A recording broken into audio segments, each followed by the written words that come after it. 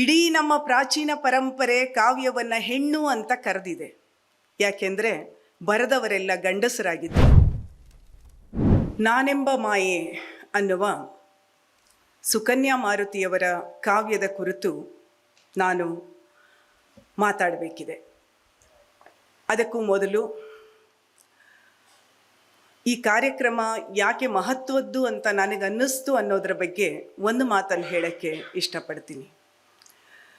ಕಾವ್ಯವನ್ನು ತಮ್ಮ ಜೀವಜಾತವಾಗಿಸ್ಕೊಂಡು ಅದನ್ನು ಜೀವಾಳದಲ್ಲಿ ಪ್ರೀತಿಸಿದಂತಹ ಕವಿ ಸುಕನ್ಯಾ ಮಾರುತಿಯವರು.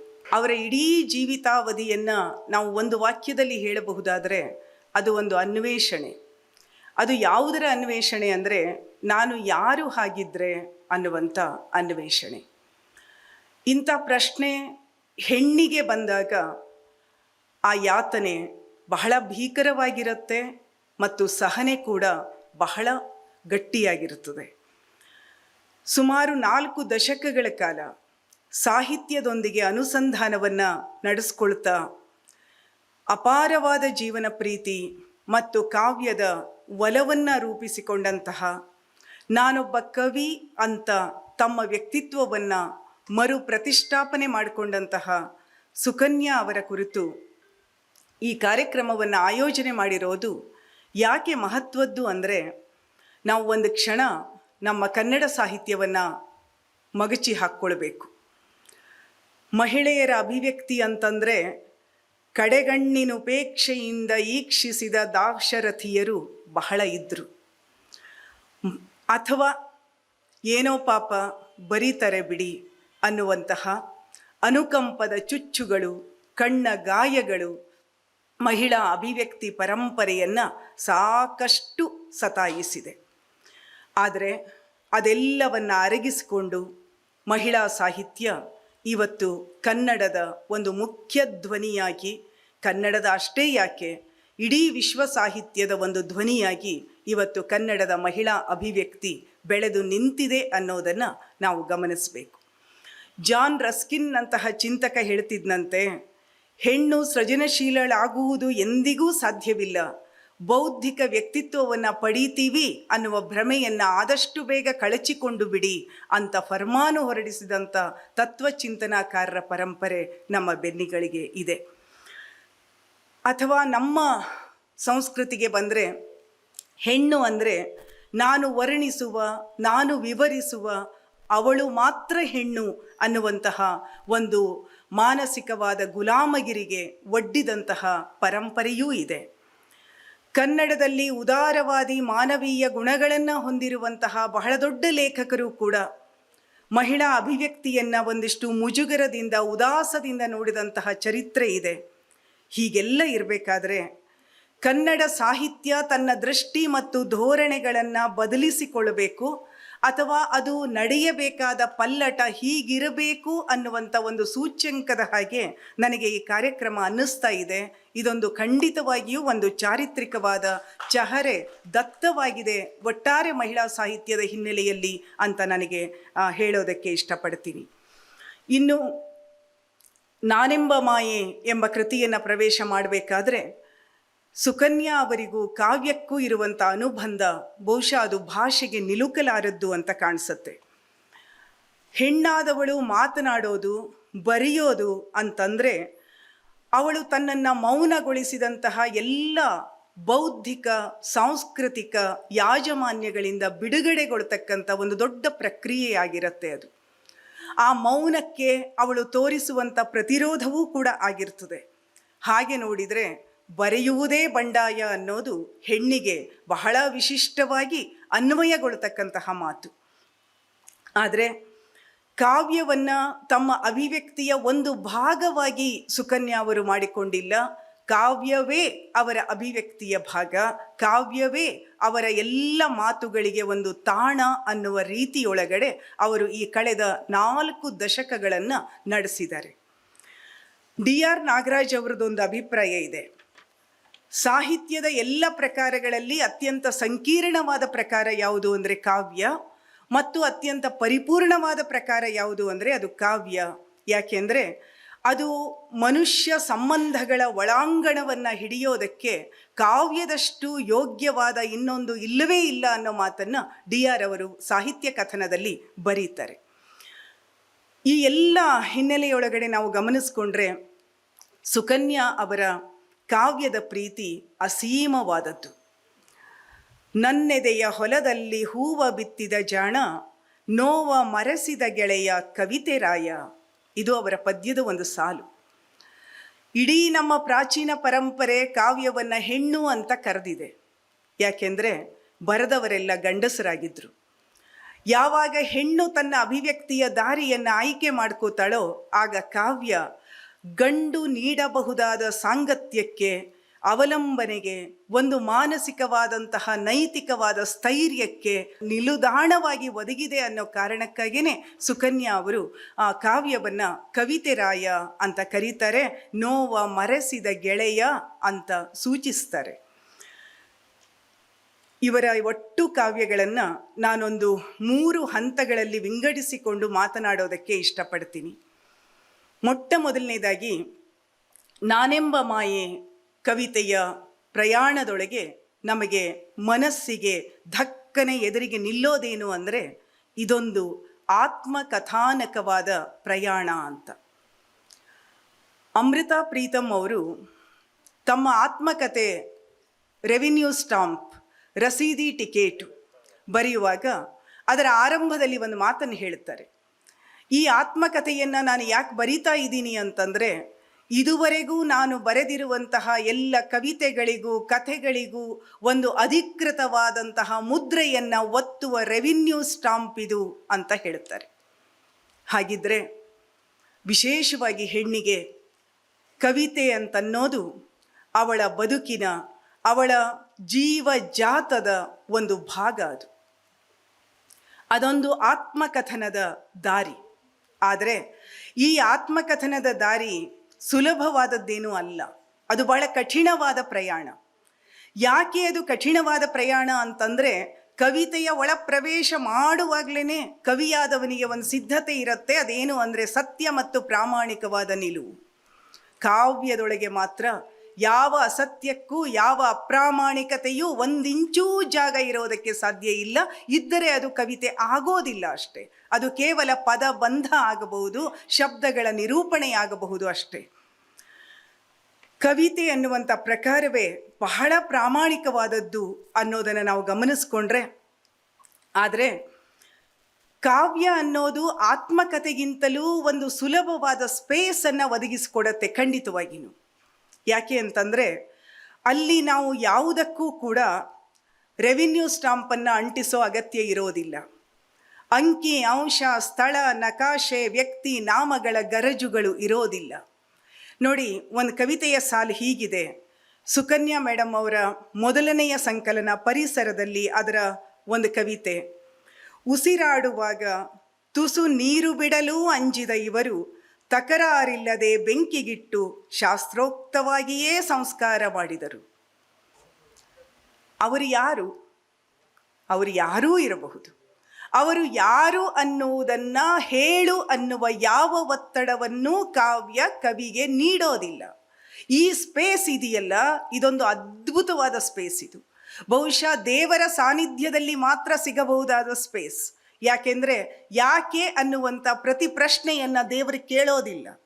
ನಾವೇನು ಹೇಳ್ತಾನೋ ಅದಕ್ಕೆ ಮಡಿಲಾಗ್ತಾನೆ, ಅದಕ್ಕೆ ಒಡಲಾಗ್ತಾನೆ ಅನ್ನೋದಾದರೆ, ದೇವರು ಅನ್ನೋದನ್ನು ಒಂದು ಧಾರ್ಮಿಕ ಹಿನ್ನೆಲೆಯ ಒಳಗಡೆ ದಯವಿಟ್ಟು ಸ್ವೀಕಾರ ಮಾಡಬೇಡಿ. ಅದು ಆ ನೆಲೆಯೊಳಗಡೆ, ಆಧ್ಯಾತ್ಮದ ನೆಲೆಯ ಒಳಗಡೆ ನಾನಿಲ್ಲಿ ಹೇಳೋದಕ್ಕೆ ಇಷ್ಟಪಡ್ತೀನಿ.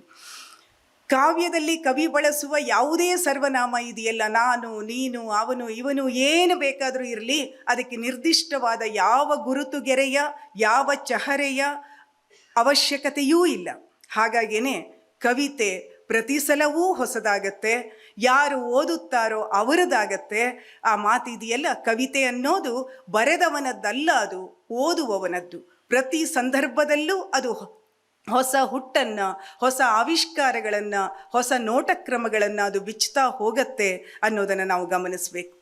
ಹಾಗಾಗಿಯೇ ಇದು ಯಾರ ವಿರುದ್ಧವೂ ಆಗಿರೋದಿಲ್ಲ, ಯಾವ ಅಫಿಡವಿಟ್ ಸಲ್ಲಿಕೆಯನ್ನು ಕೂಡ ಅದು ಇಷ್ಟಪಡೋದಿಲ್ಲ. ಆದರೆ ಕವಿ ತನ್ನ ಅನುಭವವನ್ನು ತನ್ನ ಮುಂದಿನ ಪೀಳಿಗೆಗೆ ಕೈತುತ್ತು ಮಾಡಿ ದಾಟಿಸುವ ಒಂದು ಪ್ರಕ್ರಿಯೆಯಾಗಿ ನಾವು ಕಾವ್ಯವನ್ನು ಅನುಸಂಧಾನ ಮಾಡಬೇಕಾಗತ್ತೆ. ನಾನೆಂಬ ಮಾಯೆ ಅನ್ನುವಂತಹ ಸಮಗ್ರ ಸಂಕಲನದ ಕವಿತೆಗಳನ್ನು ಕವಿತೆಗಳಿಂದ ಕವಿತೆಗೆ, ಸಂಕಲನದಿಂದ ಸಂಕಲನಕ್ಕೆ ನಾವು ಚುಕ್ಕಿಯನ್ನು ಇಡ್ತಾ ಹೋದರೆ ಕೊನೆಗೊಂದು ರೇಖೆಯನ್ನು ನಾವು ಹೊಯ್ದು ಬಲ್ಲೆವಾದರೆ ಅದು ಖಂಡಿತವಾಗಿಯೂ ಒಂದು ಪೂರ್ಣವಾದ ಬಾಳ ಚಿತ್ರವನ್ನು ನಮಗೆ ಕೊಡುತ್ತೆ, ಒಂದು ಪೂರ್ಣವಾದ ಬಾಳ ಚಿತ್ರ. ಹಾಗಾಗೇನೆ ಇದು ಹೀಗೇ ಇರಬೇಕು ಅನ್ನುವ ಒತ್ತಡದಲ್ಲಿ ಬರೆಯಲ್ಪಟ್ಟಿದ್ದಲ್ಲ. ಜೀವಯಾನ ಇದೆಯಲ್ಲ, ಅದು ಬಹಳ ವಿಶಿಷ್ಟವಾದದ್ದು. ಮಗುವಿನಿಂದ ಮೃತ್ಯುವಿನವರೆಗೆ ನಮ್ಮ ಬದುಕಿನಲ್ಲಿ ಎಷ್ಟೆಲ್ಲ ಅವಸ್ಥಾಂತರಗಳಾಗ್ತಾವೋ ಆ ಪ್ರತಿಯೊಂದು ಅವಸ್ಥಾಂತರಗಳಿಗೂ ಬೇರೆಯದೇ ಆದ ಚಹರೆಗಳಿರ್ತವೆ. ಆದರೆ ಆ ಎಲ್ಲದರ ಮಧ್ಯೆ ಒಂದು ಜೀವಜಾತ ಏಕಾಗ್ರವಾಗಿ ಇರುತ್ತೆ. ಅಂಥ ಒಂದು ಸಮಗ್ರತೆಯನ್ನು ಕೂಡ ನಾವು ಈ ಕವಿತೆಗಳಲ್ಲಿ ನೋಡೋದಕ್ಕೆ ಸಾಧ್ಯ ಇದೆ ಅಂತ ನನಗೆ ಅನ್ನಿಸ್ತಾ ಇದೆ. ಕುವೆಂಪು ಅವರ ಕವಿತೆಗಳ ಬಗ್ಗೆ ಒಂದು ಮಾತು ಹೇಳ್ತಾರೆ ವಿಮರ್ಶಕರು, ಇದು ಹೆಚ್ಚು ಕಡಿಮೆ ದಿನಚರಿಯ ಪುಟಗಳು ಅಂತ. ಆದರೆ ಯಾವ ಹೆಣ್ಣೂ ಕೂಡ ದಿನಚರಿಯ ಪುಟಗಳ ಹಾಗೆ ಕವಿತೆಯನ್ನು ಬರೆಯೋದಕ್ಕೆ ಸಾಧ್ಯನೇ ಇಲ್ಲ. ಅದನ್ನು ಸಾಧ್ಯವಾಗಿಸುವ ವ್ಯವಸ್ಥೆ, ಅದನ್ನು ತಡೆದುಕೊಳ್ಳುವ ವ್ಯವಸ್ಥೆ ಆವತ್ತೂ ಅಲ್ಲ, ಅದು ಇವತ್ತೂ ಅಲ್ಲ, ಬಹುಶಃ ಇನ್ನೂ ಹಲವು ಕಾಲವೂ ಅದು ಅಲ್ಲ ಅನ್ನೋದನ್ನು ನಾವು ಗಮನಿಸ್ಕೊಂಡ್ರೆ ಕಾವ್ಯ ಮತ್ತು ಹೆಣ್ಣು ಬಹಳ ಅಸಂಗತವಾದ ಜೋಡಣೆ ಅನ್ನೋದನ್ನು ನಾವು ಗಮನಿಸಬೇಕು.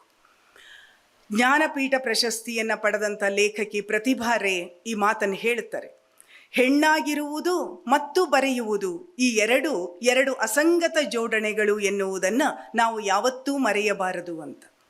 ಯಾಕೆಂದರೆ ಈ ವ್ಯವಸ್ಥೆ ಹೆಣ್ಣಿನ ಅಭಿವ್ಯಕ್ತಿಗೆ ಅದರದ್ದೇ ಆದ ಚೌಕಟ್ಟನ್ನು ಕೊಟ್ಟಿದೆ. ಅದು ಹಾಡು, ಹಸೆ, ರಂಗೋಲಿ, ಕಸೂತಿ, ಭಜನೆ, ನೃತ್ಯ ಏನು ಮಾಡ್ತೀಯೋ ಅದನ್ನು ಮಾಡು.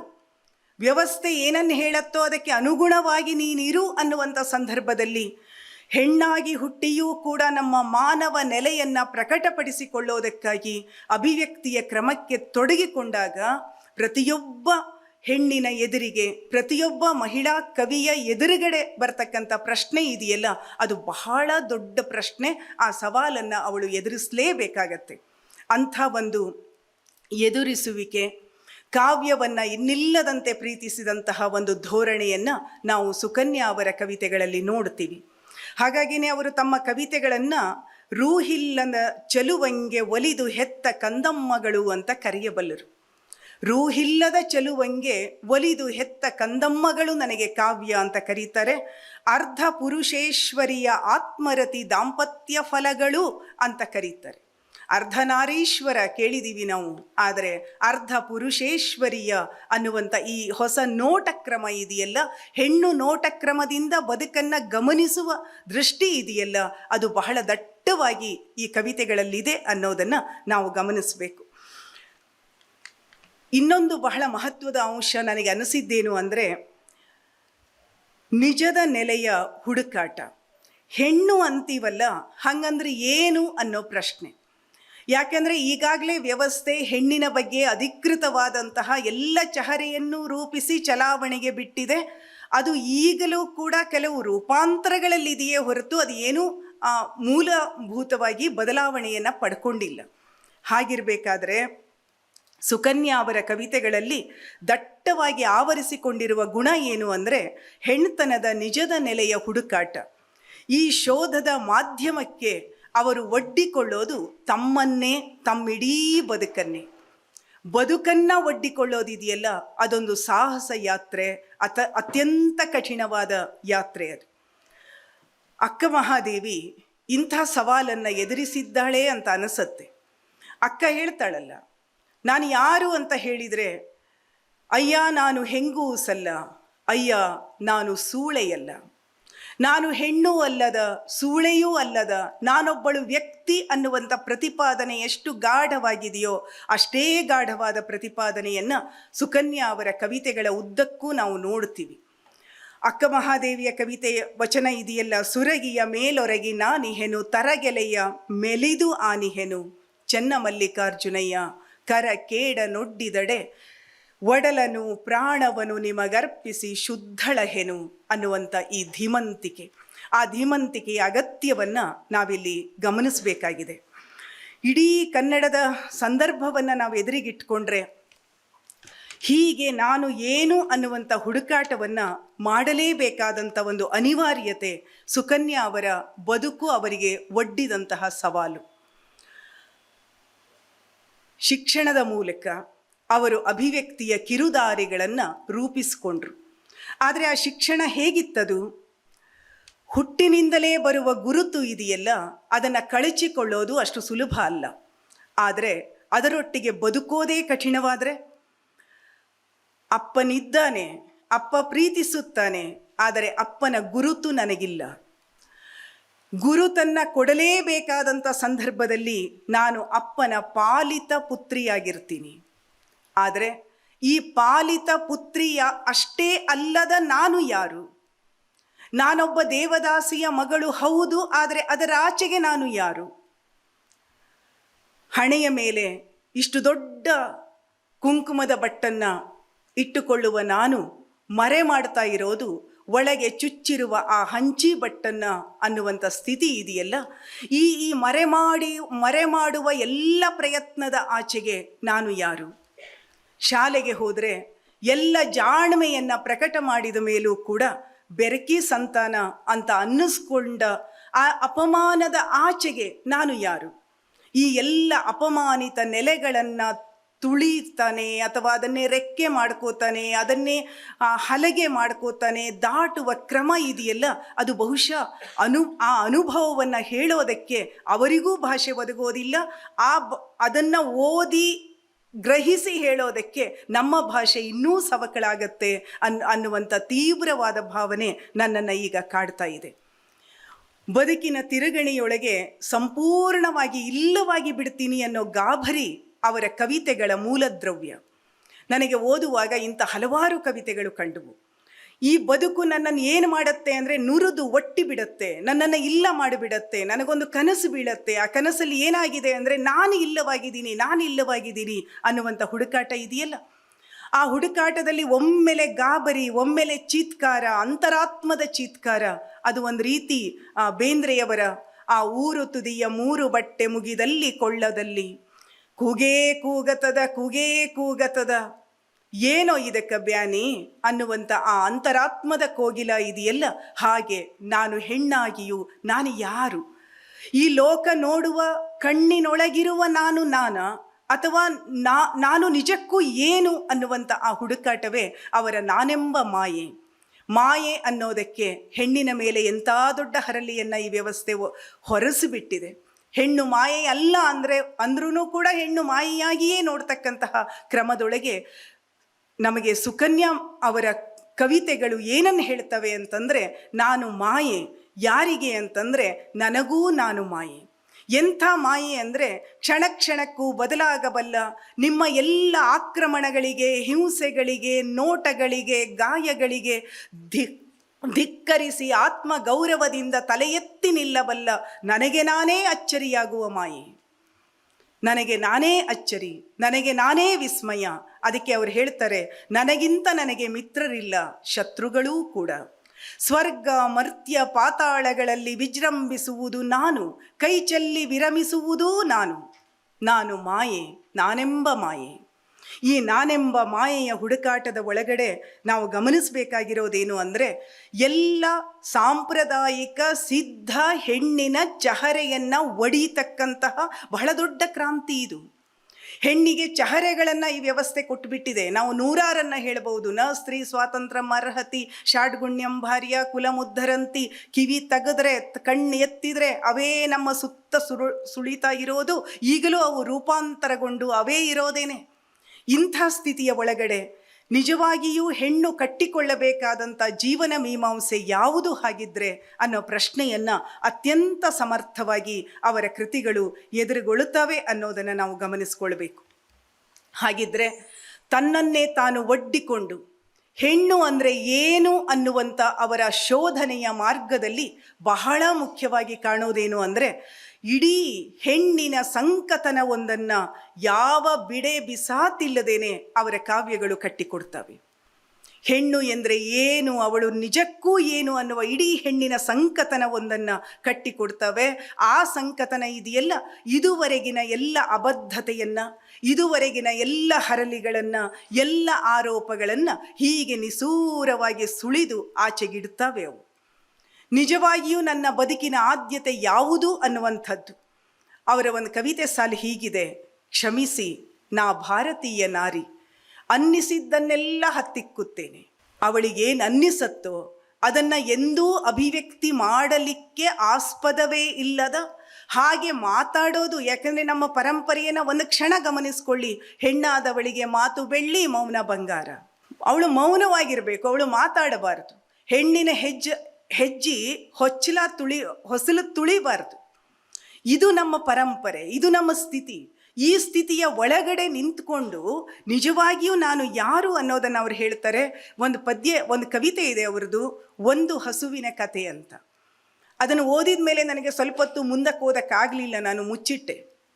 ಒಂದು ಹಸುವಿನ ಕತೆ ಬಹಳ ದೀರ್ಘವಾದ ಪದ್ಯ ಅದು. ಆದರೆ ಆ ಪದ್ಯ ಅದು ಒಂದು ಹಸುವಿನ ಕತೆ ಅಲ್ಲ, ಅದು ಒಂದು ಹೆಣ್ಣಿನ ಕತೆ. ಹಸುವಿನ ಜಾಗದಲ್ಲಿ ಹೆಣ್ಣು ಅಂತ ಬರೆದ್ರೆ ಏನೂ ವ್ಯತ್ಯಾಸ ಆಗೋದಿಲ್ಲ. ಯಾಕಂದರೆ ಆ ಹಸು ತಾನು ಹೇಗೆ ಈ ಉಲ್ಲಂಘನೆಯನ್ನು ಮಾಡಬೇಕು ಅನ್ನೋ ದಾರಿಯನ್ನು ಹುಡುಕಿಕೊಳ್ಳುತ್ತೆ. ಮತ್ತು ಆ ಕವಿತೆಯ ಮೂಲಕ ಕವಿ ಹೇಳ್ತಾ ಇದ್ದಾರೆ, ಇಲ್ಲ, ಉಲ್ಲಂಘನೆಯ ದಾರಿಗಳು ಇದ್ದಾವೆ, ಬುದ್ಧಿ ಕಲಿಸುವ ಮಾರ್ಗಗಳು ಇನ್ನೂ ಜೀವಂತವಾಗಿದ್ದಾವೆ ಅನ್ನುವಂಥ ಒಂದು ದೊಡ್ಡ ಆಶಾವಾದವನ್ನು ಕೂಡ ನಾವಲ್ಲಿ ನೋಡೋದಕ್ಕೆ ಸಾಧ್ಯ. ಯಾಕೆ ಹೆಣ್ಣು ಮಕ್ಕಳು ಮೂಕ ಜೀವಿಗಳ ಜೊತೆಗೆ ಮಾತಾಡ್ತಾರೆ? ಬಾಯಿಲ್ಲದವನ ಬಸವನ ನೆನೆದರ ಬಾರದ ಪದಗಳು ಬಂದಾವು ಅಂತ ನಮ್ಮ ಹೆಣ್ಣು ಮಕ್ಕಳು ಯಾಕೆ ಹೇಳಿದರು? ಯಾಕೆ ನಾವು ಪಶು ಪಕ್ಷಿ ಕ್ರಿಮಿ ಕೀಟ ಸರೀಸೃಪ ಸಕಲ ಚರಾಚರಗಳ ಜೊತೆಗೆ ನಮ್ಮನ್ನು ಹೊಂದಿಸ್ಕೊಳ್ಳೋದು, ಹುಡುಕಿಕೊಳ್ಳೋದು, ಅದು ಯಾವ ಸಿದ್ಧಾಂತವನ್ನು ಕಟ್ತಾ ಇದೆ ಅನ್ನೋದನ್ನು ನಾವು ಗಮನಿಸ್ಕೊಂಡ್ರೆ ಆ ಆದಿಮ ಜೋಡಣೆಯ ಮುಂದುವರಿಕೆಯ ಒಂದು ಬಿಂದುವಾಗಿ ನನಗೆ ಸುಕನ್ಯಾ ಅವರ ಕವಿತೆಗಳಲ್ಲಿ ಇಂಥ ಹಲವಾರು ಚುಕ್ಕಿಗಳು ಕಾಣೋದಕ್ಕೆ ಶುರುವಾಗಿದ್ದಾವೆ. ಬಹಳ ಮುಖ್ಯವಾಗಿ ದಲಿತ ಬಂಡಾಯ ಕಾಲಘಟ್ಟ, ದಲಿತ ಬಂಡಾಯ ಸಾಹಿತ್ಯದ ಸಂದರ್ಭವನ್ನು ನಾವು ಬಹಳ ಗೌರವದಿಂದ ನೆನೆಯಬೇಕು. ಯಾಕೆ ಗೌರವದಿಂದ ನೆನೆಯಬೇಕು ಅಂದರೆ, ಹೆಣ್ಣನ್ನು ಸಹಜೀವಿಯಾಗಿ ನೋಡುವ, ಸಮಾಜದ ಕನಸನ್ನು ಕಂಡ ಹಲವಾರು ತಿದ್ದುಪಡಿಗಳಿದ್ದುವು. ಅದನ್ನು ಈಗಲೂ ನಾವು ತಿದ್ದುಪಡಿ ಮಾಡಬೇಕಾದ ಅಗತ್ಯ ಇದೆ, ಅದು ಬೇರೆ ಮಾತು. ಆದರೆ ಎಲ್ಲ ತಿದ್ದುಪಡಿಗಳ ಆಚೆಯಲ್ಲೂ ಕೂಡ ಹೆಣ್ಣಿಗೆ ಒಂದು ಸಮಾನವಾದ ಸಹಜೀವನದ ಒಂದು ಆಕಾಂಕ್ಷೆಯನ್ನು ಮೊಳೆಯಿಸಿದಂಥ ಸಂದರ್ಭ ಇತ್ತಲ್ಲ, ಕಾಲಘಟ್ಟ ಇತ್ತಲ್ಲ, ಆ ಕಾಲಘಟ್ಟಕ್ಕೆ ಖಂಡಿತವಾಗಿಯೂ ಕನ್ನಡದ ಮಹಿಳಾ ಅಭಿವ್ಯಕ್ತಿ ಋಣಿಯಾಗಿದೆ.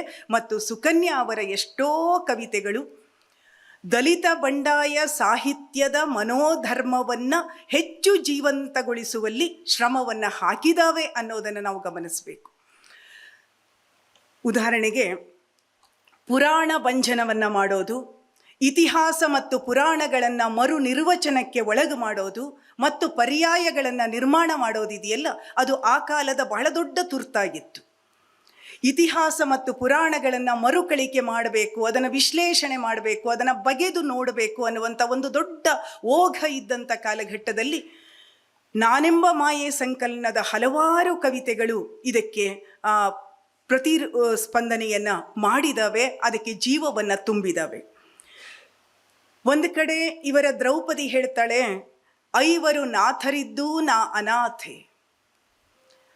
ಹೌದಪ್ಪ, ಅಲ್ಲಿಗೆ ನಿಂತು ಬಿಡತ್ತಾ ಅಂದರೆ ಖಂಡಿತ ಇಲ್ಲ. ಇನ್ನೊಂದು ಕಡೆ ಅದೇ ಪಾಂಚಾಲಿ ಹೇಳ್ತಾಳೆ, ಕಿಚ್ಚಿನಿಂದ ಎದ್ದು ಬಂದವಳು ಅಗ್ನಿ ಪುತ್ರಿ ನಾನು, ಏನು ಸುಡಬಹುದು ನನ್ನನ್ನು? ಹೆಣ್ಣು ತನ್ನ ಗೋಳಿನೊಳಗೆ, ನನ್ನ ನೋವಿನೊಳಗೆ, ನನಗಾದ ಗಾಯಗಳಲ್ಲಿ ಕಳೆದು ಹೋಗದೇನೆ ನಾನೇನು ಅನ್ನುವ ಮರು ಸಂಕತನವನ್ನು ಕಟ್ಕೊಳ್ಳೋದಿದೆಯಲ್ಲ, ಅದು ಖಂಡಿತವಾಗಿಯೂ ಮಹಿಳಾ ಅಭಿವ್ಯಕ್ತಿಯ ಒಂದು ದೊಡ್ಡ ಶಿಫ್ಟ್ ಆಗಿತ್ತು. ಆ ಶಿಫ್ಟನ್ನು ನಾವು ಸುಕನ್ಯಾ ಅವರ ಕವಿತೆಗಳಲ್ಲಿ ಕಾಣೋದಕ್ಕೆ ಸಾಧ್ಯ ಇದೆ ಅನ್ನೋದನ್ನು ನಾನಿಲ್ಲಿ ಬಹಳ ಪ್ರೀತಿಯಿಂದ ಹೇಳೋದಕ್ಕೆ ಇಷ್ಟಪಡ್ತೀನಿ. ಹೆಣ್ಣನ್ನು ಕಲ್ಲಾಗಿಸುವವನೂ ನಾನೇ, ಮೃದುವಾಗಿಸುವವನೂ ನಾನೇ, ಹೆಣ್ಣಿನೊಳಗಿನ ಹೆಣ್ತನವನ್ನು ಮೀಂಟುವವನು ನಾನು ಅನ್ನುವ ಗಂಡು ಗರ್ವವನ್ನು ಹೇಗೆ ನಿವಾಳಿಸಿ ಬಿಸಾಡತ್ತೆ ಇವರದೊಂದು ಪದ್ಯ ಅಂತಂದರೆ, ಅಹಲ್ಯೆಯ ಕುರಿತ ಪದ್ಯ ಅದು. ಆ ಪದ್ಯದ ಕೊನೆಯಲ್ಲಿ ಆ ಕವಿತೆ ಸಾಲು ಹೀಗಿದೆ: ನನಗೆ ಗೊತ್ತು ಮತ್ತೆ ಗೌತಮನ ಸರ್ಪ ಹೆಡೆ ಎತ್ತಲಾರದು, ನನ್ನೊಳಗೆ ಏನನ್ನೂ ಬಿತ್ತಲಾರದು. ರಾಮ ಸ್ಪರ್ಶಕ್ಕೆ ಶಿಲೆ ಸ್ಫೋಟವಾಗಿದೆ ಅಷ್ಟೇ, ಹೆಣ್ಣಾಗಲಿಲ್ಲ. ಹೆಣ್ಣಿಗೆ ಆ ಹೆಣ್ತನವನ್ನ ಕೊಡುವವನು ನಾನು ಅನ್ನುವ ಯಾಜಮಾನ್ಯವನ್ನ ಹೀಗೆ ವಿರೋಧಿಸದೆ ಇನ್ಯಾವ ಭಾಷೆಯಲ್ಲಿ ವಿರೋಧಿಸೋದಕ್ಕೆ ಸಾಧ್ಯ? ಗೌತಮನಷ್ಟೇ ಅಲ್ಲ, ಇಂದ್ರನಷ್ಟೇ ಅಲ್ಲ, ರಾಮನೂ ಕೂಡ ಇದೇ ದಾರಿಯಲ್ಲೇ ಹೆಣ್ಣನ್ನು ನಾನು ನೋಡುವವನು, ನಾನು ಉದ್ಧರಿಸುವವನು ಅನ್ನುವಂಥ ಈ ಉದ್ಧರಿತ ಪಾತ್ರಗಳನ್ನು ನಿರಾಕರಣೆ ಮಾಡಲೇಬೇಕಾದ ಅಗತ್ಯವನ್ನು ಸುಕನ್ಯಾ ಅವರ ಕವಿತೆಗಳು ನಮ್ಮೆದುರು ಇಡುತ್ತವೆ ಅನ್ನುವಂಥದ್ದು. ಹಾಗಾಗಿ ಹೆಣ್ಣಿಗೆ ಚರಿತ್ರೆಯ ಮರುಪ್ರವೇಶ ಮತ್ತು ಹೆಣ್ಣಿನ ಸ್ತ್ರೀ ಸಂಕತನವನ್ನು ಕಟ್ಟಿಕೊಡುವಂಥ ದೊಡ್ಡ ಪ್ರಯತ್ನ. ನಾನು ಎಲ್ಲ ಕವಿತೆಗಳ ಉದಾಹರಣೆಯನ್ನು ಎತ್ಕೊಳ್ಳೋದಕ್ಕೆ ಹೋಗೋದಿಲ್ಲ, ಇಲ್ಲಿ ಹಲವಾರು ಕವಿತೆಗಳು ಇದ್ದಾವೆ. ಯಾರೂ ಕೂಡ ಯಾವ ಪೌರಾಣಿಕ ಪಾತ್ರಗಳು, ಚರಿತ್ರೆಯ ಮಹಿಳಾ ಪಾತ್ರಗಳು ಆಚೆ ಉಳಿಯೋದಿಲ್ಲ ಇಲ್ಲಿ ಅನ್ನೋದನ್ನು ಗಮನಿಸಬೇಕು. ನನಗೆ ತುಂಬ ತೀವ್ರವಾಗಿ ಕಾಡಿದ್ದು ಈ ಕ್ರಮ ಇದೆಯಲ್ಲ, ಪುರಾಣಗಳ ಭಂಜನ, ಇದು ಕನ್ನಡದ ಬಹಳಷ್ಟು ಕವಿಯತ್ರಿಯರು ಮಾಡ್ತಾರೆ. ಈ ಕಾಲದಲ್ಲಿ, ಸುಕನ್ಯಾ ಅವರ ಕಾಲದಲ್ಲಿ ಬರಿತಾ ಇದ್ದ ಬಹಳಷ್ಟು ಕವಿಯತ್ರಿಯರಲ್ಲಿ ಪುರಾಣ ಭಂಜನ ನಡೆದಿದೆ. ಆದರೆ ಒಂದು ಸಮುದಾಯದ ಧ್ವನಿಯಾಗಿ ತಮ್ಮನ್ನು ತಾವು ಗುರುತಿಸಿಕೊಳ್ಳುವ ಕ್ರಮ ಇದೆಯಲ್ಲ, ಅದು ಬಹಳ ಅಪರೂಪ, ಬಹಳ ವಿರಳ. ಇದು ಸುಕನ್ಯಾ ಅವರಿಗೆ ಹೇಗೆ ಸಾಧ್ಯ ಆಗತ್ತೆ, ಯಾಕೆ ಸಾಧ್ಯ ಆಯಿತದು ಅಂತಂದರೆ, ಒಂದು ಮಾತು ಹೇಳ್ತಾರೆ, ಚರಿತ್ರೆಯ ಅತ್ಯಂತ ಕೆಟ್ಟ ಕಾಲದಲ್ಲಿ ಅಥವಾ ಚರಿತ್ರೆಯ ಸಂಕ್ರಮಣ ಕಾಲದಲ್ಲಿ ಬದುಕ್ತಾ ಇರುವಂಥ ಸೃಜನಶೀಲರು ಬಹಳ ಪುಣ್ಯವಂತರು ಅಂತ. ಈ ಚರಿತ್ರೆಯ ಸಂಕ್ರಮಣ ಕಾಲಘಟ್ಟ ಇತ್ತಲ್ಲ, ದಲಿತ ಸಂವೇದನೆ ತನ್ನ ನೆಲೆಯನ್ನು ಕಳಚಿಕೊಂಡು ಹೊರಗೆ ಮುಖ ಹಾಕ್ತಾ ಇರುವಂತಹ ಒಂದು ಸಂದರ್ಭ, ಮಹಿಳಾ ಸಂವೇದನೆ ತನ್ನ ನೆಲೆಯಿಂದ ಹೊರಗೆ ಬರ್ತಾ ಇರುವಂತಹ, ನನಗನ್ನಿಸ್ತಾ ಇತ್ತು ಎರಡು ವರ್ತುಲಗಳು, ಒಂದು ಕಡೆ ದಲಿತ ಸಂವೇದನೆ, ಇನ್ನೊಂದು ಕಡೆ ಮಹಿಳಾ ಸಂವೇದನೆ. ಆ ಎರಡು ವರ್ತುಲಗಳು ಸಂಧಿಸಿದ ಸಂಧಿ ಭೂಮಿಯಲ್ಲಿ ನಿಂತುಕೊಂಡು ಸುಕನ್ಯಾ ಅವರ ಕವಿತೆಗಳು ಸಮಾಜದ ಜೊತೆಗೆ ಮಾತಾಡುತ್ತವೆ. ಆ ಎರಡು ವರ್ತುಲಗಳ ಸಂಧಿ ಭೂಮಿಯೇ ಅವರ ಕಾವ್ಯದ ಒಂದು ದೊಡ್ಡ ಶಕ್ತಿಯಾಗಿ ಬೆಳೆದಿದೆ ಅಂತ ನನಗೆ ಈಗ ಓದುವಾಗ, ಒಟ್ಟಾರೆಯಾಗಿ ಓದುವಾಗ ಅನ್ನಿಸ್ತು. ನೋಡಿ, ಹಾಗಾಗೇನೆ ಅವರು ಬೇಡತಿಯರು ಅನ್ನೋ ಕವಿತೆಯನ್ನು ಬರೆಯಬಲ್ಲರು. ಬೇಡತಿಯರು ಅವರು ಅಲ್ಲ, ಬೇಡತಿಯರು ನಾವು ಬೇಡತಿಯರು ಅನ್ನುವಂಥ ಆ ಒಳಗಿಳಿಯುವ, ಒಂದಿಡೀ ಸಮುದಾಯವನ್ನು ತನ್ನದಾಗಿ ಭಾವಿಸಿಕೊಳ್ಳುವ ತ್ರಾಣ ಇದೆಯಲ್ಲ, ಅದು ಸಣ್ಣ ಸಾಮಾನ್ಯಕ್ಕೆ ಎಲ್ಲರಿಗೂ ಒದಗುವ ತ್ರಾಣ ಅಲ್ಲ. ಆ ಅವಧಿಯಲ್ಲಿ ಬರಿತಾ ಇದ್ದಂಥ ಬಹಳಷ್ಟು ಲೇಖಕಿಯರು ಒಂದು ಅತ್ಯಂತ ಸುರಕ್ಷಿತವಾದಂಥ ಸಂದರ್ಭದಲ್ಲಿ ನಿಂತು ಬರಿತಾ ಇರಬೇಕಾದ್ರೆ ಒಂದು ಕೌಟುಂಬಿಕ ಧ್ವಂಸದೊಳಗೆ ನಿಂತುಕೊಂಡು ಬರಿತಾ ಇರತಕ್ಕಂತಹ ಸುಕನ್ಯಾ ಅವರ ನಿರೂಪಣೆಗಳಿಗೆ ಬೇರೆಯದೇ ಒಂದು ತಾಕತ್ತಿದೆ. ನಾವು ವೇಶ್ಯೆಯರು, ನಿಮ್ಮ ದಾಸಿಯರು ಆಗಿದ್ದ ಕಾಲ ಈಗಿಲ್ಲ ಎನ್ನುವಂತಿಲ್ಲ, ಆದರೂ ಅಲ್ಲಲ್ಲಿ ಕಾಸುತ್ತಿದ್ದೇವೆ ನಿಮ್ಮ ಬುರುಡೆಗೆ ಬಿಸಿ ನೀರು. ಇದು ಅವರು ಬೇಡತಿಯರು ಕವಿತೆಯ ಸಾಲು. ನನ್ನನ್ನು ತುಂಬ ಕಾಡಿದ ಇನ್ನೊಂದು ಪದ್ಯದ ಸಾಲನ್ನು ಹೇಳಿಬಿಡ್ತೀನಿ. ದೇವದಾಸಿ. ತಂದೆ ಇಲ್ಲದೆ ಬೆಳೆದು, ಗಂಡನಿಲ್ಲದೆ ಹಡೆದು, ಮಕ್ಕಳಾಸರೆ ಇಲ್ಲದೆ ಬದುಕಿ ಮುಪ್ಪಾದ ಹಾಗೆ ನಮ್ಮ ಹೊಟ್ಟೆ ಹೊರೆಯಲು ಹಡಲಿಗೆ ಹೊತ್ತು ಊರಾಡಲು ಹೊರಡುತ್ತೇವೆ, ಜೋಳಿಗೆ ನಮ್ಮನ್ನು ರಕ್ಷಿಸುತ್ತದೆ. ಕವಿತೆನೇ ಏನು ಹೇಳಬೇಕೋ ಅದನ್ನು ಹೇಳ್ತಿರೋದ್ರಿಂದ ಬಹುಶಃ ನಾನು ನನ್ನ ಮಾತುಗಳನ್ನು ಒಳಗೆ ತಗೊಳ್ತೀನಿ, ಯಾಕೆಂದರೆ ನನ್ನ ಮಾತು ಸಪ್ಪೆಯಾಗಿ ಬಿಡಬಹುದಿಲ್ಲಿ. ನನಗದನ್ನು ಯಾವ ರೀತಿಯಲ್ಲೂ ಹೇಳೋದಕ್ಕೆ, ವಿವರಿಸೋದಕ್ಕೆ ಸಾಧ್ಯ ಇಲ್ಲ. ತಾಜ ಮಹಲಿನ ಹಾಡು ಎಲ್ಲರೂ ಓದಿರ್ತೀರಿ ಆ ಕವಿತೆಯನ್ನು. ಅಲ್ಲಿ ಅವಳು ಕರೀತಾಳೆ, ಬನ್ನಿ ನಿಜಾಮರೆ, ನಾನು ಹೊಟ್ಟೆ ತುಂಬ ಉಂಡು ಮೈ ತುಂಬ ಉಟ್ಟು ಪಲ್ಲಂಗದಲ್ಲಿ ಮೈ ಚೆಲ್ಲಿದಾಗ ಬನ್ನಿ ನಿಜಾಮರೆ, ಕನಸಾಗಿ ಬನ್ನಿ, ತಾಜ ಮಹಲಿನ ಹಾಡು ಕಟ್ಟುವ ಬಗ್ಗೆ ಮಾತನಾಡೋಣ. ಪ್ರೇಮ ಅನ್ನೋದು ಕೂಡ ಹೆಣ್ಣನ್ನು ಬಳಸಿ ಬಿಸಾಡುವ ಒಂದು ಮಾಧ್ಯಮವಾದ ವ್ಯವಸ್ಥೆಯೊಳಗೆ ಮಾತಾಡಲಿಕ್ಕೆ ಉಳಿದಿರೋದಾದರೂ ಏನು? ಎಲ್ಲ ಅನ್ಯಾಯವನ್ನು ತಡೆಯಬಹುದು, ಆದರೆ ಪ್ರೀತಿಯಲ್ಲೂ ಅನ್ಯಾಯವಾಗೋದಿದೆಯಲ್ಲ, ಅದನ್ನು ಧರಿಸಿಕೊಳ್ಳೋದು, ಅದನ್ನು ಸಹಿಸಿಕೊಳ್ಳೋದು ಆಡಿದಷ್ಟು ಸುಲಭ ಅಲ್ಲ, ಕಿತ್ತು ಹಾಕುವಷ್ಟು ಸುಲಭವಾದ ಪ್ರಕ್ರಿಯೆ ಅಲ್ಲ ಅದು. ಸುಕನ್ಯಾ ಅವರ ಕವಿತೆಗಳಲ್ಲಿ ಆ ನೋವಿನ ಅಂಟು ಆತ್ಮಕ್ಕೆ ತಾಕ್ತಾನೇ ಇರುತ್ತೆ. ಓದುಗರಿಗೆ ಅದು ಬಹಳ ಗಾಢವಾಗಿ ತಾಕತ್ತೆ. ಇಡೀ ಕನ್ನಡ ಮಹಿಳಾ ಸಂವೇದನೆಯಲ್ಲೇನೆ ಬಹಳ ವಿಶಿಷ್ಟವಾದ ಗುಣ ಅಂತ ನಾನಿದನ್ನು ಗುರುತಿಸೋದಕ್ಕೆ ಇಷ್ಟಪಡ್ತೀನಿ. ಜೊತೆಗೆ ವರ್ತಮಾನದ ಹೆಣ್ಣಿನ ಬಗ್ಗೆ ಅವರು ಬಹಳ ತೀಕ್ಷ್ಣವಾಗಿ ಆ ವ್ಯಕ್ತಿತ್ವವನ್ನು ಕಟ್ಟಿಕೊಡೋ ಪ್ರಯತ್ನವನ್ನು ಮಾಡ್ತಾರೆ. ಹೇಗಿದೆ ನಮ್ಮ ವರ್ತಮಾನ? ಮೇಲ್ನೋಟಕ್ಕೆ ಎಲ್ಲ ಬದಲಾಗಿದೆ ಅಂತಲೇ ಅನಿಸುತ್ತೆ. ಒಳಗಿಳಿದು ನೋಡಿದರೆ ಗೊತ್ತಾಗತ್ತೆ ಅದೇ ಹಳಸಲು ನಾತ ಈಗಲೂ ಇದೆ. ಕವಿತಾ ರೈ ಅವರ ಕವಿತೆಯ ಸಾಲಿದೆಯಲ್ಲ, ಒಲೆ ಬದಲಾಯಿತು ಉರಿ ಬದಲಾಯಿತೆ. ಇದು ನಮ್ಮ ಕತೆ. ಈ ಕಥೆಯನ್ನು ಹಿಡಿದಿಡೋದಿದೆಯಲ್ಲ, ಇದು ಬಹಳ ಕಷ್ಟದ, ಆದರೆ ಹಿಡಿದಿಡಲೇಬೇಕಾದಂಥ ಒಂದು ಸಂದರ್ಭ. ಇಲ್ಲಿ ಅವ್ರು ಹೇಳ್ತಾರೆ ಏನು ಅಂತಂದರೆ, ತೀವ್ರ ಹತಾಶೆ, ಒಂದು ರೀತಿ ಕಾಲ್ಚೆಂಡಿನ ಹಾಗೆ ನಾನು ಬಳಕೆಯಾದೇನೆ ಅನ್ನುವಂಥ ಭಾವ ಕವಿತೆಯಲ್ಲಿ ತುಂಬುತ್ತಾ ಹೋಗತ್ತೆ. ಪ್ರೀತಿಗಾಗಿ ಬೊಗಸೆಯೊಡ್ಡಿದರೆ ತುಂಬಿದ್ದು ಬೆಂಕಿಯ ಕೆಂಡಗಳು ಅಂತ ಹೇಳಬೇಕಾದ್ರೆ, ಆದರೆ ಎಲ್ಲೂ ಕೂಡ ಅಲವತ್ತುಕೊಳ್ಳುವಿಕೆ ಇಲ್ಲ, ಅಯ್ಯೋ ಅನ್ನುವಂಥ ಗೋಳು ಮಾತ್ರ ಇಲ್ಲ. ಈ ಬದುಕು ಕೊಡುವ ಎಲ್ಲ ಒಳಪೆಟ್ಟುಗಳನ್ನು, ಆ ಒಳಪೆಟ್ಟುಗಳು ಆಧುನಿಕ ಹೆಣ್ಣನ್ನು ಹಣ್ಣುಗಾಯಿ ನೀರುಗಾಯಿ ಮಾಡಿ ಬಿಸಾಕ್ತಾ ಇದ್ರೂ ಕೂಡ ಅದರಿಂದ ಮತ್ತೆ ಮೇಲೇಳಬಲ್ಲೆ ಅನ್ನುವಂಥ ತಾಕತ್ತಿದೆಯಲ್ಲ, ಅದು ಬಹಳ ದೊಡ್ಡದು. ಮಹಾಶ್ವೇತಾದೇವಿಯವರ ದೋಪ್ದಿ ಅನ್ನೋ ಕಥೆಯಲ್ಲಿ ಬರುತ್ತೆ ನೋಡಿ, ಬೇರೆಯದೇ ಸಂದರ್ಭದಲ್ಲಿ, ಇನ್ನೂ ಏನು ಮಾಡಬಲ್ಲಿರಿ ನನ್ನನ್ನು. ಇದನ್ನು ಸಾಮಾಜಿಕವಾಗಿ ಪ್ರಶ್ನೆ ಮಾಡೋದು ಬೇರೆ, ಅದನ್ನು ಕೌಟುಂಬಿಕವಾಗಿ ಖಾಸಗಿಯಾಗಿಯೂ ಕೂಡ ಪ್ರಶ್ನೆ ಮಾಡಬೇಕಾದ ಸಂದರ್ಭ ಬಂದರೆ ಅದು ಎಂತಹ ಭೀಕರವಾದ ಸ್ಥಿತಿ ಅನ್ನೋದನ್ನು ನಾವು ಗಮನಿಸ್ಕೊಳ್ಳೋದಾದರೆ, ಹೆಣ್ಣು ಅನುಭವಿಸ್ತಾ ಇರುವಂಥ ಈ ಎಲ್ಲ ಕೊಂಡ ಹಾಯುವ ಪ್ರಕ್ರಿಯೆಗಳನ್ನು ಅವರ ಕವಿತೆಗಳು ಹೇಳ್ತಾ ಹೋಗ್ತವೆ. ಅಧಿಕಾರ ಕಕ್ಷೆ ಎಲ್ಲವನ್ನು ತನ್ನ ಕಕ್ಷೆಗೆ ತೆಗೆದುಕೊಳ್ತಾ ಹೋಗುತ್ತೆ. ಬೆಟ್ಟಿ ಫ್ರೀಡನ್ ಹೇಳ್ತಾರೆ ಒಂದು ಕಡೆಗೆ, ನನ್ನ ಅಜ್ಜಿ ಕಸೂತಿ ಮಾಡ್ತಾ ಸೂಜಿಗಳೊಂದಿಗೆ ಏನನ್ನು ಗೊಣಗಿಕೊಳ್ಳುತ್ತಿದ್ದಳೋ ಅದನ್ನು ನಾನಿವತ್ತು ಕಂಪ್ಯೂಟರ್ ಮಣೆಯ ಮೇಲೆ ಕೆಲಸ ಮಾಡ್ತಾ ಗೊಣಗಿಕೊಳ್ಳುತ್ತಿದ್ದೇನೆಯೇ ಅನ್ನುವಂಥ ಭಯ ಆಗ್ತಿದೆ ನನಗೆ ಅಂತ.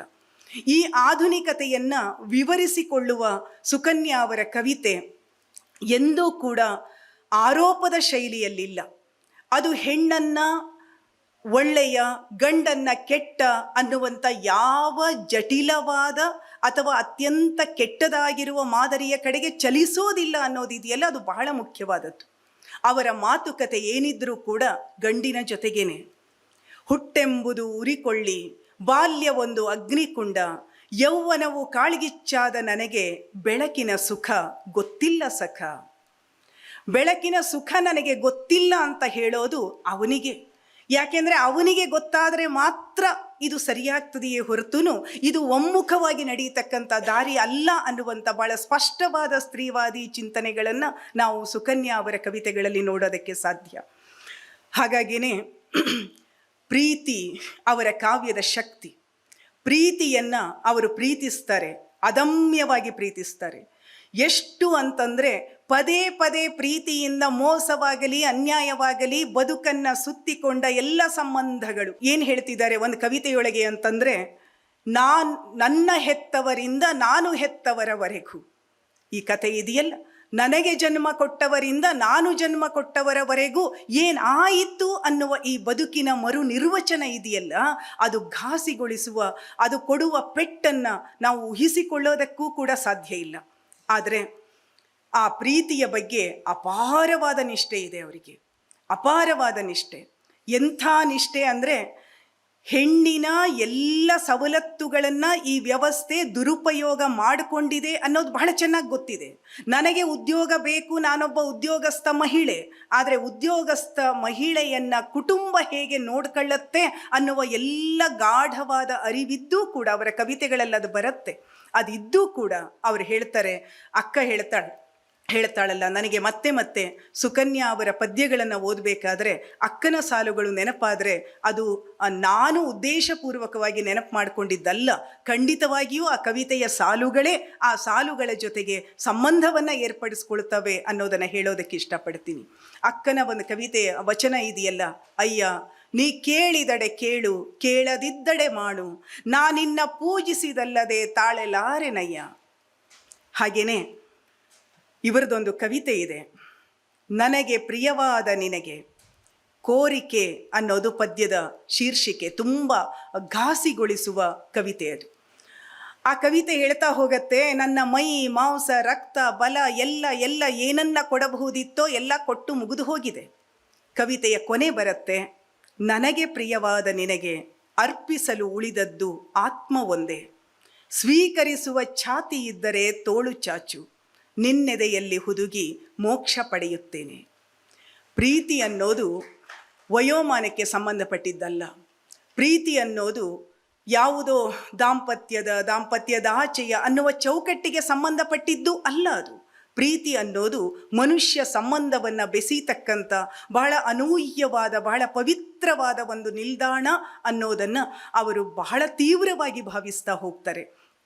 ಜಾರ್ಜ್ ಆರ್ವೆಲ್ ಕಾದಂಬರಿಯಲ್ಲಿ ಒಂದು ಮಾತು ಬರುತ್ತೆ ನೋಡಿ, ಸ್ವಾತಂತ್ರ್ಯವನ್ನು ಹಗೂರವಾಗಿ ಪರಿಗಣಿಸಬೇಡಿ, ಯಾಕೆಂದರೆ ಅದನ್ನು ಬಹಳ ಬೆಲೆಗೊಟ್ಟು ಪಡೆಯಲಾಗಿದೆ. ನನಗೆ ನೆನಪಾಯಿತು, ಹೌದು, ಹೆಣ್ಣು ಕೂಡ ಸ್ವಾತಂತ್ರ್ಯವನ್ನು, ವೈಯಕ್ತಿಕ ಸ್ವಾತಂತ್ರ್ಯವನ್ನು, ಪ್ರೀತಿಸುವ ಆಯ್ಕೆಯ ಅಧಿಕಾರವನ್ನು ಕೂಡ ಬಹಳ ಬೆಲೆಗೊಟ್ಟು ಪಡೆದಿರ್ತಾಳೆ. ಅದನ್ನು ಹಗುರವಾಗಿ ಪರಿಗಣಿಸೋದಕ್ಕೆ ಅವಳು ಯಾವತ್ತಿಗೂ ಸಿದ್ಧಳಾಗಿರೋದಿಲ್ಲ ಅನ್ನೋದನ್ನು ನಾವು ಗಮನಿಸಬೇಕು. ಹಾಗಾಗೇನೆ ಕಾವ್ಯಕ್ಕೆ ಹದ ಹಿಡಿಯೋದು ಬಹಳ ಕಷ್ಟ. ಕಾವ್ಯದ ಹದ, ಅದರಲ್ಲೂ ವೈಚಾರಿಕವಾದ ಚಿಂತನೆಗಳಿದ್ದಾಗ, ಒಂದು ಕಡೆ ವೈಚಾರಿಕತೆ ನಮಗೆ ಹೊರಮುಖದಲ್ಲಿ ಜಗತಾ ಇದ್ದರೆ, ಕಾವ್ಯ ಅನ್ನೋದು ತನ್ನ ಅಮೂರ್ತ ನೆಲೆಯ ಕಡೆಗೆ ನಮ್ಮನ್ನು ಜಗತಾ ಇರುತ್ತೆ. ಈ ಎರಡನ್ನು ಹದ ಹಾಕೋದು ಅತ್ಯಂತ ಕಠಿಣವಾದ ಕೆಲಸ. ಆದರೆ ಆ ಕೆಲಸವನ್ನು ತುಂಬ ಯಶಸ್ವಿಯಾಗಿ ಇಲ್ಲಿಯ ಹಲವಾರು ಕವಿತೆಗಳಲ್ಲಿ ಸುಕನ್ಯಾ ಅವರು ತೋರಿದ್ದಾರೆ. ಅವರ ನನಗೀಗ 40 ಅನ್ನುವಂಥ ಕವಿತೆ ಒಂದು ಕಡೆಗಿದ್ದರೆ, ಕಲಕೇರಿಗಳಿಗೆ ಅನ್ನುವಂಥ ಕವಿತೆ ಇನ್ನೊಂದು ಕಡೆಗಿದೆ. ಒಂದು ಅಂತರಂಗದ ವಿವೇಚನೆಯಾದರೆ ಇನ್ನೊಂದು ಬಹಿರಂಗದ ವಿವೇಚನೆ. ರಾಬಿಯಾ ಹೇಳ್ತಾಳಲ್ಲ, ಒಂದು ಕೈಯಲ್ಲಿ ನೀರು, ಇನ್ನೊಂದು ಕೈಯಲ್ಲಿ ಬೆಂಕಿಯನ್ನು ಹಿಡಿದು ಆ ಸ್ವರ್ಗದ ಸುಖಕ್ಕೆ ಬೆಂಕಿಯನ್ನು ಇಡ್ತೀನಿ, ನರಕದ ನೋವಿಗೆ ನೀರನ್ನು ಸಿಂಪಡಿಸ್ತೀನಿ ಅನ್ನೋದಿದೆಯಲ್ಲ, ಈ ಏಕಾಂತ ಮತ್ತು ಲೋಕಾಂತಗಳನ್ನು ಹೊತ್ತು ಒಯ್ಯುವ ಚಲನೆ ಅದು ಹೆಣ್ಣಿಗೆ ಮಾತ್ರ ಸಾಧಿತವಾಗುವ ಚಲನೆ ಅಂತ ಸ್ವಲ್ಪ ಒಳಗು ಮಾಡಿಕೊಂಡು, ಅದು ಗಂಡಿಗೂ ಸಾಧ್ಯ ಆದರೂ ಕೂಡ ಹೆಣ್ಣಿನ ಚಲನೆ ಇದೆಯಲ್ಲ, ಆ ಕುಟುಂಬದ ವರ್ತುಲದ ಒಳಗಿನಿಂದ ಯಾವ ಕಾರಣಕ್ಕೂ ಅವಳು ಹೊರಬರಲಾರಳು ಅನ್ನುವಂತಹ ಈ ಮಿತಿಯ ನೆಲೆಯಿಂದ ನಾವಿದನ್ನು ಗಮನಿಸಬೇಕು.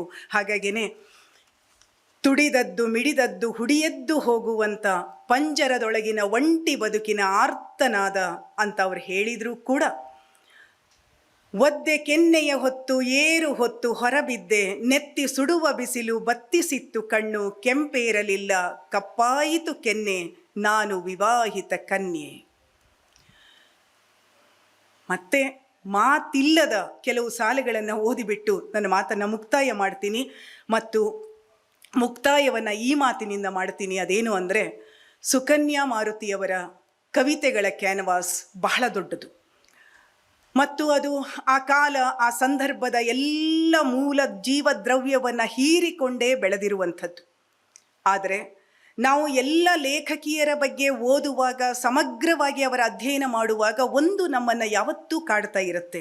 ಅದೇನು ಅಂದರೆ, ಈ ಕವಿತೆಗಳಿಗೆ ನೋವಿನ ಬಣ್ಣ ಇದೆ, ಬೆಂಕಿಯ ಕಾವಿದೆ, ಜೀವಪ್ರೀತಿಯ ಪರಿಮಳ ಇದೆ ಎಲ್ಲ ನಿಜ.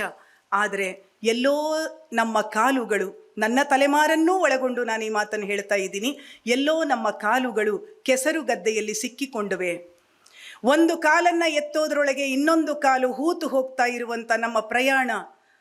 ಎಷ್ಟೋ ನಡೆದೆವು, ಆದರೆ ಹೊರಟ ಬಿಂದುವಿಗೇ ಬಂದು ಮರಳ್ತಾ ಇದ್ದೇವೆಯೇ ಅನ್ನುವಂಥ ಭೀತ ಸ್ಥಿತಿಯನ್ನು ಕೂಡ ಅದು ಒಡ್ಡುತ್ತಾ ಇದೆ. ಯಾಕೆ ನಾನು ಈ ಮಾತನ್ನು ಹೇಳಕ್ಕೆ ಇಷ್ಟಪಡ್ತೀನಿ ಅಂದರೆ, ಒಂದೊಮ್ಮೆ ಕುಟುಂಬ, ಸಮಾಜ, ಈ ಎಲ್ಲ ಅಪಮಾನಗಳು, ಅಪನಿಂದೆಗಳು ಅವರನ್ನು ಸತಾಯಿಸದೇ ಇದ್ದಿದ್ರೆ ಅವರು ಕ್ರಮಿಸುವ ಕಾವ್ಯದ ದಾರಿ ಇನ್ನೂ ವಿಸ್ತಾರವಾಗಿರುತ್ತಿತ್ತೆ. ವಿಸ್ತಾರ ಮತ್ತೆ ಹೊಸ ಬಣ್ಣ ಬೆಳಕುಗಳಿಗೆ ಸಹವರ್ತಿಯಾಗಿರ್ತಾ ಇತ್ತ. ಸೃಜನಶೀಲ ತಾಕತ್ತಿನ ಮಹಿಳೆಯರನ್ನು ಅವರ ಕುಟುಂಬಗಳು ಎತ್ತಿ ಹಿಡಿಯೋದು ಬೇಡ, ಅವರನ್ನು ಅವರಷ್ಟಕ್ಕೆ ಇರಲಿಕ್ಕೆ ಬಿಟ್ಟರೆ, ಹೊರಗೆಕೊಳ್ಳುವ ಕಂಬವಾಗಿಯಾದರೂ ಇರಲಿಕ್ಕೆ ಬಿಟ್ಟರೆ ಅದು ಏನೆಲ್ಲ ಆಗಿರ್ತಿತ್ತು ಅನ್ನೋ ಮಾತುಗಳನ್ನು ಹೇಳ್ತಾ, ಹೆಣ್ಣು ಅನುಭವಿಸುವ ಹಲ್ಲೆಯಲ್ಲಿ ಇದೂ ಒಂದಿದೆ ಅನ್ನೋದನ್ನು ಈ ಕಾವ್ಯಗಳು ನಮ್ಮ ಗಮನಕ್ಕೆ ತರ್ತಾವೆ ಅನ್ನೋ ಮಾತನ್ನು ಹೇಳ್ತಾ, ಸುಕನ್ಯಾ ಮಾರುತಿಯವರು ಇನ್ನೂ ಹೆಚ್ಚನ್ನು ಬರೆಯಲಿ.